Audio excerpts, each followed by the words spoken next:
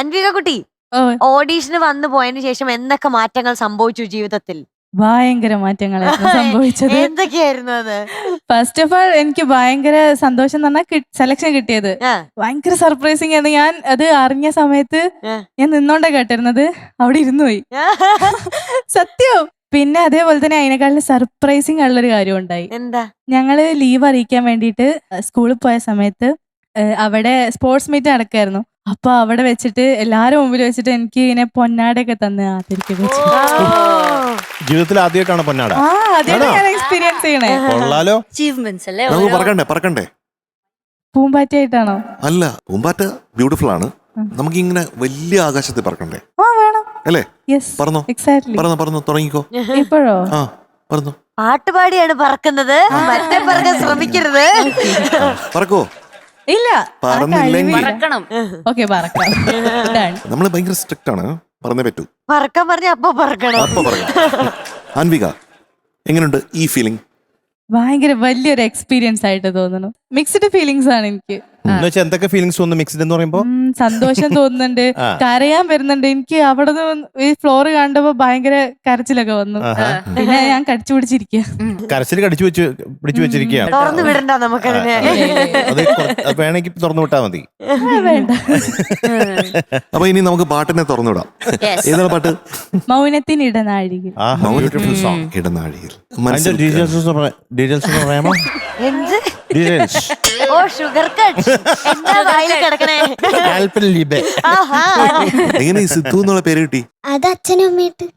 അതിനൊരു ഭയങ്കര അർത്ഥമുണ്ട്. എന്തെന്നറിയോ? സിദ്ധിയുള്ള ആൾ സിദ്ധു. സിദ്ധി എന്ന് പറഞ്ഞാൽ അതാണ് ബ്ലെസ്സിങ്. എന്തിന്റെ ബ്ലെസ്സിങ് ആണ്? മ്യൂസിക്കിന്റെ ബ്ലെസ്സിങ് ആണ്, അല്ലേ?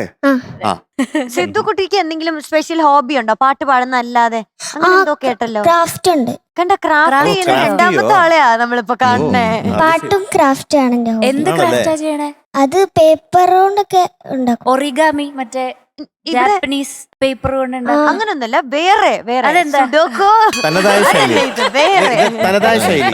അതെ, സ്വന്തം ശൈലി. നമുക്ക് കാണാൻ പറ്റുമോ എന്തെങ്കിലും? എന്തെങ്കിലും കൊണ്ടുവരുമോ? ഞാൻ നിങ്ങൾക്ക് ഒരു ഗിഫ്റ്റ് കൊണ്ടുവന്നിട്ടുണ്ട്. ഒരു ഗിഫ്റ്റ് ഉണ്ട്. എവിടെ? Very nice, very nice. എല്ലാവരും കണ്ടോ? ഇതാണ് സിദ്ധുക്കുട്ടിയുടെ ക്രാഫ്റ്റ്. സിദ്ധുക്കുട്ടീനെ പോലെ തന്നെ ഇരിക്കുന്നു, ക്യൂട്ടായിരിക്കുന്നു. അമ്മയച്ഛൻ എന്ത് പറയുന്നു? വളരെ സന്തോഷം. 2-3 വർഷമായി ഇതിന്റെ ഒരു പ്രിപ്പറേഷൻ തുടങ്ങിയിട്ട്. അപ്പൊ വളരെ 3 വർഷമായിട്ടോ? അതെ, പ്രിപ്പറേഷൻ.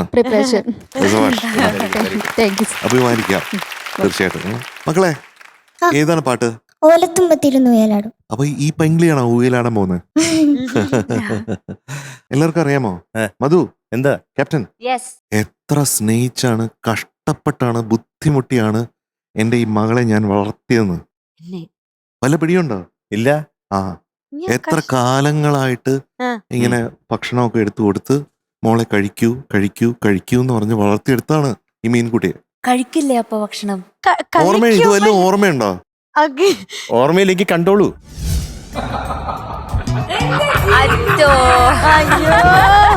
അതാ മാമൻ.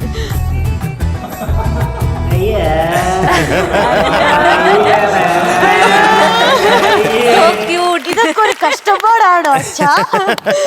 അപ്പൊ എനിക്ക് മീനുട്ടി എന്ന് പറയുന്നത് ഒരു ബാലഗോപാലിയാണ്. ബാലഗോപാലിക. അങ്ങനെ തന്നെ ഇരിക്കട്ടെ. ഗോപാലിക. ഫ്ലവേഴ്സ് ഒരുക്കുന്ന കാഴ്ച വസന്തം യൂട്യൂബിൽ പ്രേക്ഷകർക്ക് ലൈവായി കാണാം. ഫ്ലവേഴ്സ് കോമഡിയിൽ ജോയിൻ ചെയ്യൂ, ആസ്വദിക്കൂ.